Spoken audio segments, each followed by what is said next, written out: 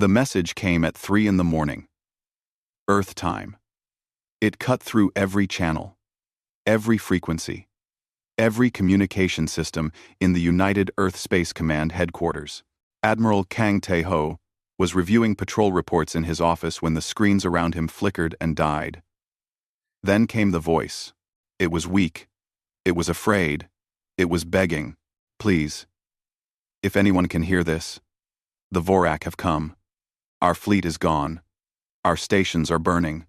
We have days, maybe hours. We call upon the humans. We call upon the Deathworlders. You are our only hope. Please, help us. The message repeated 3 times, then stopped. The screens returned to normal. Admiral Kang sat very still in his chair. He had commanded Earth's fleet for 15 years.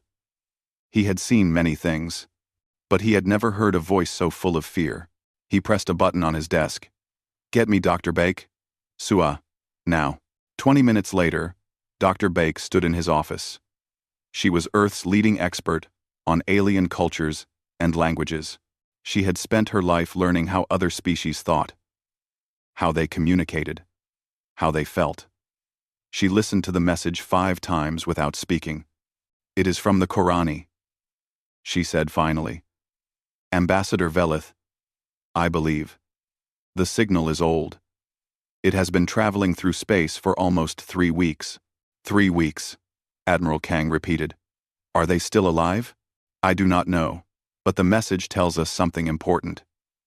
Dr. Bake looked at him with serious eyes. They asked for us by name. They called us Deathworlders. They believe we are the only ones who can help them. Death. Death. Death. Admiral Kang stood up and walked to the window. Outside, the lights of Geneva glittered in the darkness. Beyond the city, beyond the sky, billions of stars waited. Among those stars, a species was dying. The Korani were a gentle people. They had evolved on a world with low gravity and mild weather. Their bodies were light, with hollow bones and soft feathers. They were artists, scientists, philosophers. They had never built weapons of war because they had never needed them.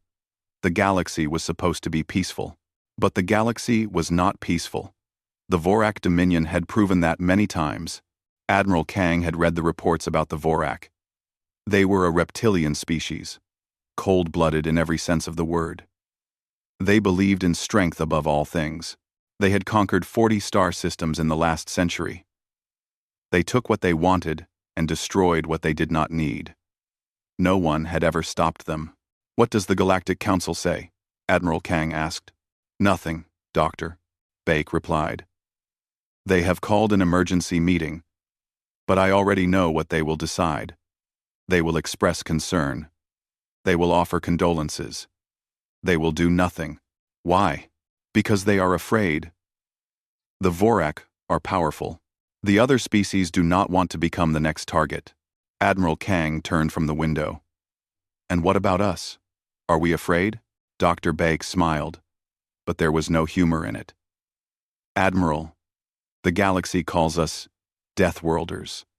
They look at Earth and see a planet that should not produce intelligent life. Our gravity crushes their bones. Our weather would kill them in hours. Our animals hunt and kill without mercy. To them, we are the monsters. I know what they think of us. Then you know why the Korani called us. They did not call the peaceful species. They did not call the advanced civilizations. They called the monsters. Because sometimes, when death is coming for you, only a monster can save you. Admiral Kang was quiet for a long moment. He thought about his oath to protect humanity. He thought about the risks of war with the Vorak. He thought about what would happen if Earth did nothing, if they sat safely at home while billions of innocent beings died. He thought about what it meant to be human. If we do this, he said slowly, we will be alone. The Council will not support us. We will fight the Vorak, with no allies, no backup, no help. Yes, and if we lose, the Vorak may come for Earth next. Yes, Admiral Kang nodded. He had made his decision.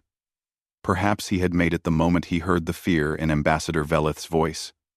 Perhaps he had made it long before that. On the day he first put on the uniform, he pressed the communication button on his desk. "This is Admiral Kang Tae-ho, Supreme Commander of the United Earth Fleet. I am issuing a Priority Alpha mobilization order. All ships, all stations, all personnel. We move in 48 hours. He released the button and looked at Dr. Bake. "Send a message to the Galactic Council. Tell them that humanity has heard the Korani's call. Tell them we are coming. And if they try to stop us, they won't. They are too afraid to help, but they are also too afraid to stand in our way. That is the difference between them and us." Admiral Kang walked to the door. "We are not afraid. We are angry."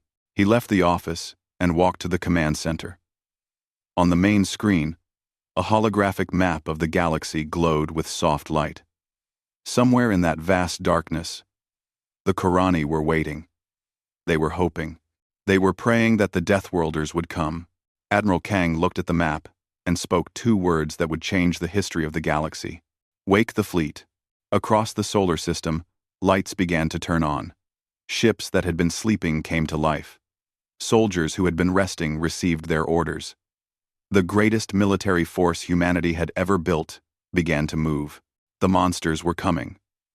And this time, they were coming to help. The United Earth Fleet gathered near Jupiter. 200 warships hung in the darkness of space, their lights glowing like a field of angry stars.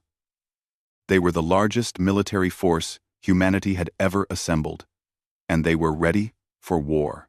Captain Yoon Hana stood on the bridge of the Invictus, the flagship of the fleet. The ship was massive, nearly 2 kilometers long, covered in thick armor and heavy weapons. Other species built their warships to be elegant and efficient. Humans built their warships to survive. "Status report," she said. "All weapons online," replied Lieutenant Commander Park Junho from his station. "Kinetic batteries charged, nuclear missiles loaded, plasma lances ready to fire." Captain Yoon nodded. She had served in the fleet for 20 years. She had trained for battles that she hoped would never come. Now, they were coming, and she was ready. In the cargo bay below, Sergeant Major Kim Dae-sung was addressing his Marines. 5,000 soldiers stood in perfect rows, their powered armor gleaming under the lights. These were the finest warriors humanity had ever produced.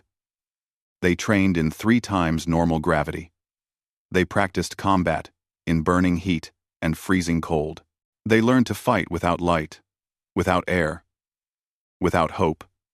They were called the Deathworlder Marines, and they were proud of that name.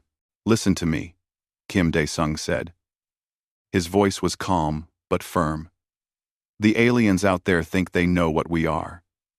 They have heard stories about humans. They know we come from a dangerous world. They think that makes us simple, brutal, stupid." He paused and looked at his soldiers. Every face was serious. Every eye was focused. "They are wrong. We are not simple. We are survivors. Our ancestors fought for every breath on a planet that tried to kill them every day. We evolved to endure pain, to adapt to any situation, to never give up. That is what makes us different. That is what makes us dangerous." He raised his fist. "When we land on that planet, the Vorak will learn the truth about humanity. We do not fight because we enjoy it. We fight because someone needs our help. And when humans fight for something we believe in, nothing in this galaxy can stop us." The Marines roared their approval. The sound echoed through the ship like thunder. On the command deck, Admiral Kang Tae-ho watched the fleet through the main viewport. Dr. Baek-sua stood beside him, holding a communication tablet. "The Galactic Council has responded," she said. "They strongly advise against military action. They say the Vorak are too powerful. They say we will only make things worse." "What else?" "Several species have sent private messages. The Talari, the Veth, the Morani. They say they support us in spirit, but they cannot offer any help. They are too afraid. Admiral Kang smiled, but there was no warmth in it. They are always afraid. That is why the Vorak keep conquering. No one ever fights back. Admiral, Dr. Bake said carefully. There is something you should know about human weapons. I have been studying how other species view our technology. And they think we are primitive. They use energy shields and directed energy weapons. Everything is clean and precise. When they see our kinetic weapons, our missiles, our nuclear warheads, they think we are backwards. They think we never evolved past ancient warfare. Admiral Kang turned to look at her. What do you think? I think they have never faced kinetic rounds traveling at 20% of light speed. I think they have never seen what a nuclear explosion does to a ship designed to stop lasers. I think they are about to learn why primitive is not the same as weak. The Admiral nodded slowly. Good. Let them underestimate us. It will be the last mistake they ever make. He walked to the center of the bridge and activated the fleet-wide communication system. His face appeared on every screen, in every ship, before every soldier and crew member in the United Earth Fleet. This is Admiral Kang Tae-ho, he began. In a few hours, we will jump to the Korani system. We will face the Vorak Dominion in battle. Many of you are wondering why we are doing this. The Korani are not human. They are not our allies. We owe them nothing. He paused, letting the words sink in. But that is exactly why we must go. Because we are human. Because when someone is suffering and cries for help, we do not look away. The galaxy thinks they know what humans are. They call us Deathworlders. They call us monsters. They fear us because we come from a world that forged us in fire and blood. His voice grew stronger. Let them see what their monsters can do. Let them see us fight, not for conquest, not for glory, but for strangers who had no one else to call. Let them see that the same strength that makes us dangerous also makes us protectors. He raised his hand in a salute. Today, we show the galaxy who we really are. Today, humanity strikes back. Across the fleet, soldiers and officers stood straighter. Fear faded. Purpose took its place. They were not just warriors. They were the answer to a prayer sent across the stars. Captain Yoon Hana gave the order. All ships, engage faster than light drives. Destination, Korani system. 200 ships turned toward the distant stars. Space bent around them. And then, in a flash of light, they were gone. The wolves were running, and their prey would never see them coming. The human fleet dropped out of faster-than-light travel at the edge of the Korani system. What they found made even the hardest soldiers go quiet. Destruction stretched across the void like a graveyard. Thousands of ships drifted in silence, their hulls torn open, their lights dark. Orbital stations that once held millions of Korani were now twisted metal skeletons, still burning with small fires that fed on leaking oxygen. Escape pods floated empty. Debris clouds spread for thousands of kilometers. Captain Yoon Hana stared at the scene from the bridge of the Invictus. How many?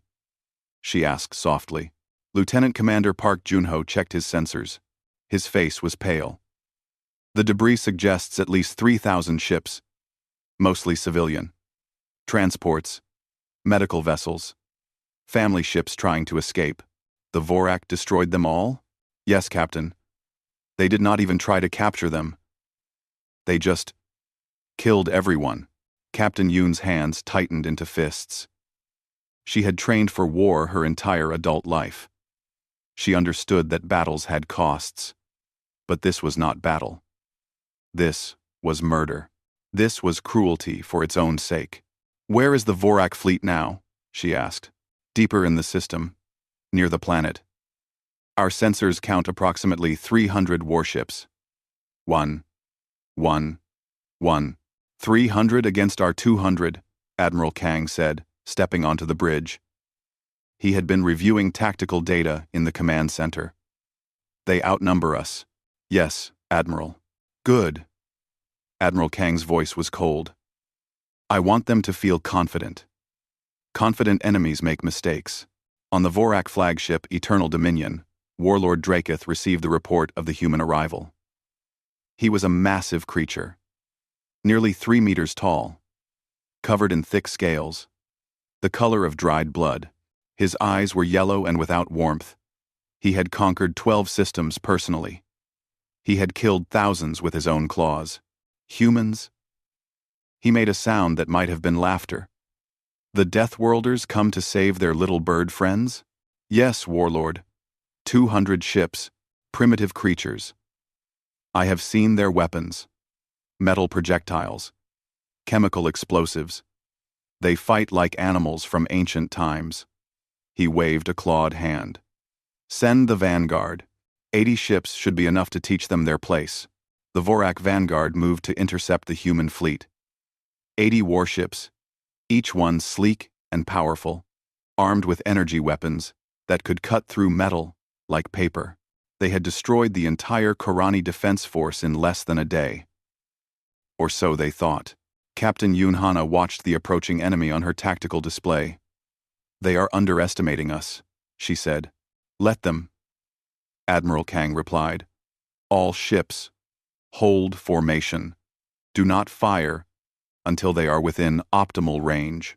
The Vorak ships came closer. When they reached weapon range, they opened fire.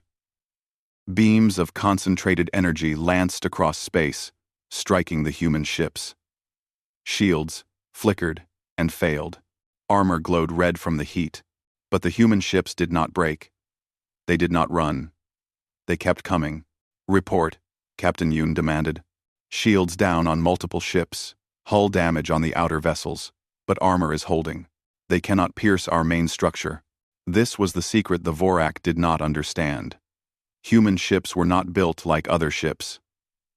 They were not elegant. They were not efficient. They were built like the humans themselves, tough, heavy, and able to take punishment that would destroy anything else.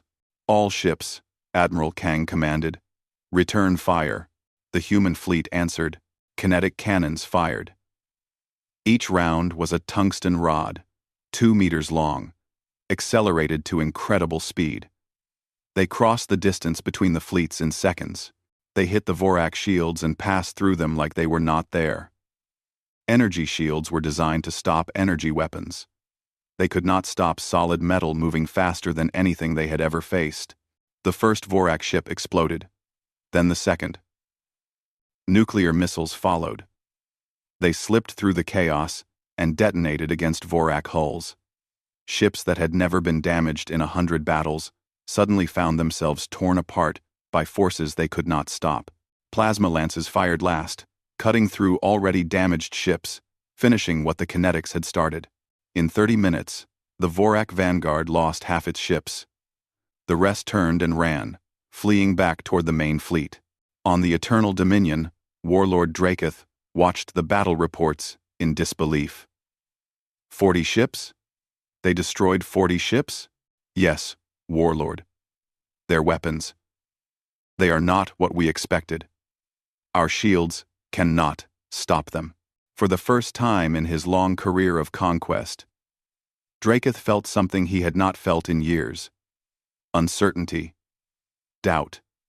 The humans were not supposed to be this strong. They were primitives. They were supposed to die easily. He looked at the tactical display.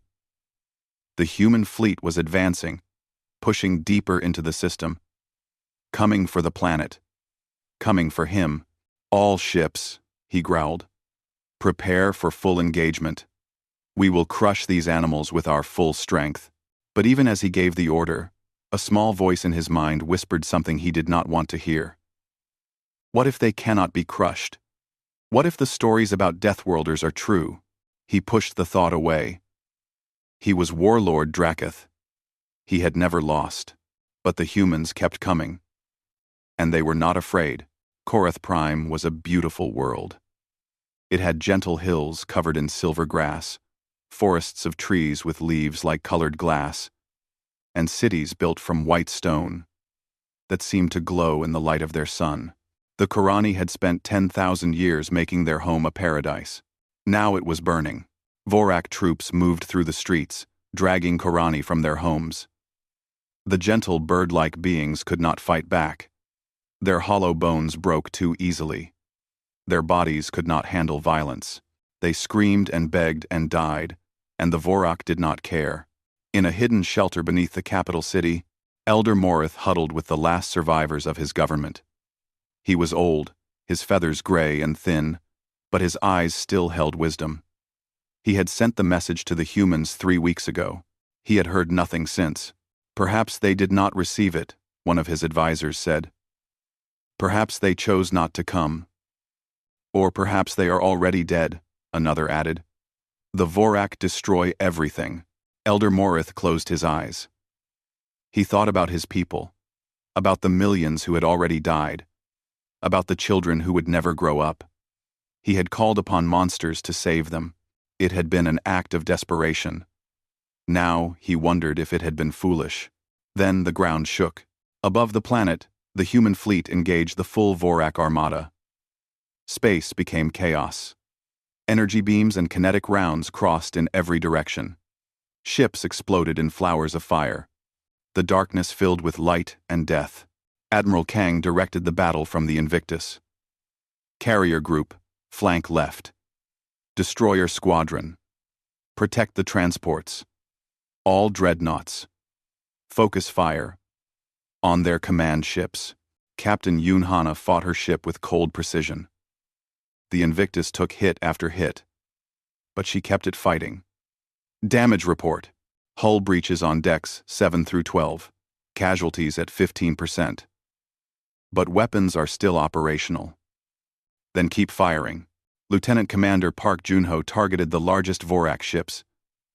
His kinetic rounds punched through shields that were supposed to be invincible. His missiles found weak points that should not have existed. He was not just fighting. He was teaching the Vorak what human warfare truly meant. But Admiral Kang knew that space combat alone would not save the Korani. The Vorak had thousands of soldiers on the ground, holding the population hostage. Orbital bombardment could destroy them, but it would also kill millions of innocent beings. There was only one option.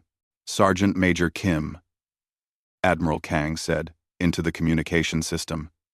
You are clear to deploy. In the Invictus's launch bay, Kim Dae-sung smiled. Marines, get to your pods. We are going down. 5,000 soldiers climbed into drop pods. These were not gentle landing vehicles. They were armored shells designed to fall through atmosphere like meteors, surviving heat and speed that would vaporize anything else. They were how humans delivered warriors to a battlefield. The pods launched. They fell toward the planet like a rain of fire. Vorak ground commanders saw them coming. They did not understand what they were seeing at first. Then, the pods began to land. They crashed into the ground with tremendous force, digging craters in the streets. Armored doors blew open. Human Marines poured out, weapons already firing. The Vorak had never faced humans in close combat. They were larger, stronger by the standards of most species. But humans were Deathworlders. They had evolved on a planet where everything tried to kill them. They were faster, tougher, and more vicious than anything the Vorak had ever encountered. Kim Dae-sung led the charge through the capital city. A Vorak soldier came at him. 3 meters of scales and claws and teeth. Kim shot it twice in the chest, and when it kept coming, he shot it in the head. The creature fell. He stepped over it and kept moving. His Marines fought like demons. They took wounds that would kill other species and kept fighting. They adapted to every situation, every trap, every ambush. When their weapons ran empty, they used their hands. When they were outnumbered, they fought smarter. When they should have died, they refused. The Vorak began to retreat. Then they began to run. Then they began to hide. Kim Dae-sung reached the entrance to Elder Morith's shelter. Vorak guards stood in his way. He killed them in 4 seconds. Then, he opened the door. Inside, the Korani survivors pressed against the walls, terrified.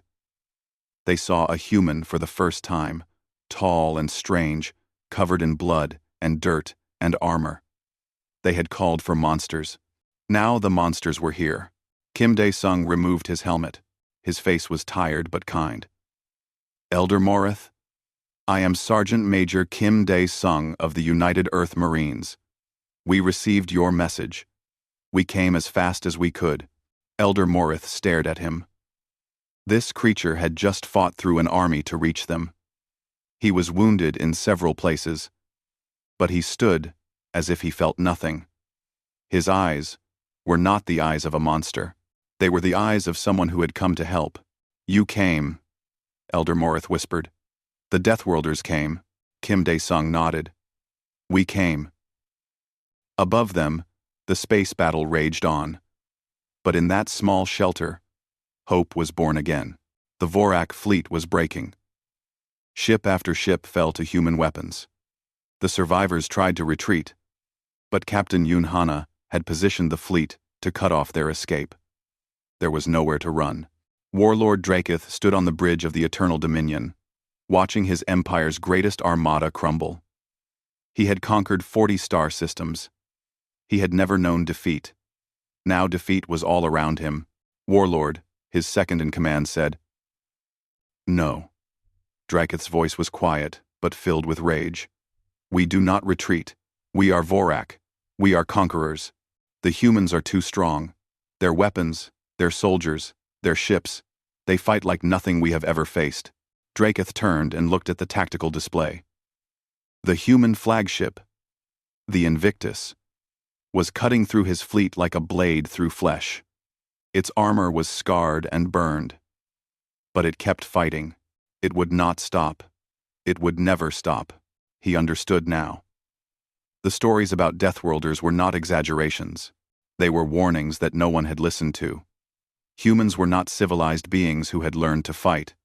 They were predators who had learned to speak. All ships, Draketh commanded, focus fire on the human flagship. Destroy it, and their morale will break. The remaining Vorak ships turned their weapons on the Invictus. Energy beams struck it from every direction. Explosions tore across its hull. Armor plates fell away into space. On the bridge, Captain Yoon Hana gripped her command chair as the ship shook. Damage report. 30% of weapons offline. Engines at half power. Hull integrity failing on multiple decks. Can we still fight? Yes, Captain. We can still fight. Then we keep fighting. Admiral Kang appeared on the bridge. He looked at the tactical display, at the Vorak flagship still floating at the center of the enemy formation. We cannot win this battle from range. They are too many. We need to end this now. How? Captain Yoon asked. We board their flagship. We take their leader. We end the war. Captain Yoon stared at him.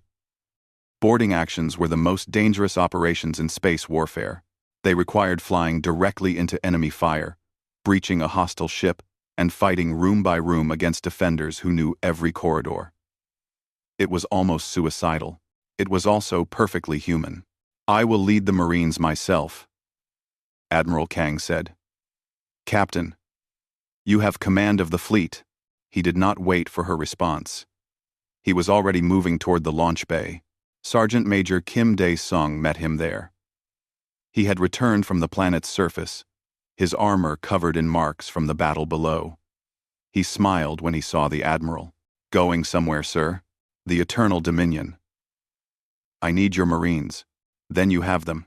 50 Marines boarded a breaching ship. It was a small, fast vessel, built for one purpose: to punch through enemy hulls and deliver soldiers inside. It launched from the Invictus and flew directly at the Vorak flagship. The Vorak tried to shoot it down. Energy beams filled space around it. But the pilot was human, trained to fly through danger that would kill any other species. He dodged and weaved through the fire, getting closer and closer to the target. The breaching ship hit the Eternal Dominion's hull at full speed. Its nose was a cutting tool that burned through armor like fire through paper. In seconds, it had created a hole in the enemy ship. The Marines poured through. Fighting inside a spaceship was brutal. The corridors were narrow. The enemy was everywhere. Vorak soldiers rushed to stop the invaders, but the humans were faster, deadlier, and refused to die. Kim Dae-sung led the way. He had memorized the layout of Vorak flagships. He knew where the command center was. He killed every enemy who stood in his path and kept moving forward. They reached the command center in 12 minutes. The doors were heavy, built to stop any attack. Kim Dae-sung placed explosive charges and blew them open. Inside, Warlord Draketh waited with his elite guards. 20 of the strongest Vorak warriors stood ready to die for their leader. The humans killed them in less than a minute. Then, only Draketh remained. He roared and charged at Kim Dae-sung, claws raised. He was twice the human size, 3 times his weight, filled with the rage of a conqueror who had never lost. Kim Dae-sung did not run. He met the charge head-on. Draketh's claws slashed across his armor, drawing blood. But Kim kept fighting. He was wounded, exhausted, pushed beyond every limit. But he was human. He was a Deathworlder. And he would not stop. The fight lasted 2 minutes. It ended with Kim Dae-sung's weapon pressed against Draketh's throat. "Surrender," he said simply. Draketh looked up at the human who had defeated him. He saw no hatred in those eyes, no cruelty, just determination that could not be broken. "What are you?" "We are human," the warlord surrendered. The war ended. 1 week later, Elder Morith addressed the Galactic Council. Admiral Kang Tae-ho stood beside him, wearing his dress uniform, his face calm. "We called for help," Elder Morith said. No one answered, except the humans. They came across the stars to save strangers they had never met. They bled and died for us. The Deathworlders came, and they saved us. Dr. Baek Sua stepped forward to deliver humanity's message. "We did not come for conquest. We came because someone needed help. That is who we are. We are Deathworlders, but we are also protectors. And the galaxy should know. If anyone cries for help, we will answer." The council was silent. The other species had watched the war from safety. They had been too afraid to act. Now, they saw humans in a new light. Not as monsters to be feared, but as guardians to be respected. The human fleet departed the Korani system. Captain Yunhana stood on the bridge of the damaged Invictus, watching the stars. Admiral Kang joined her. "Do you think they will remember this?" she asked. "Yes," he replied. "The galaxy wanted to know what happens when humanity fights. Now they know." Far across the galaxy, other species heard the story. They heard that the Deathworlders had come when no one else would. And in hidden shelters, on occupied worlds, under the rule of tyrants, desperate hands reached for communication devices. New distress calls began to travel through space, and humanity was listening.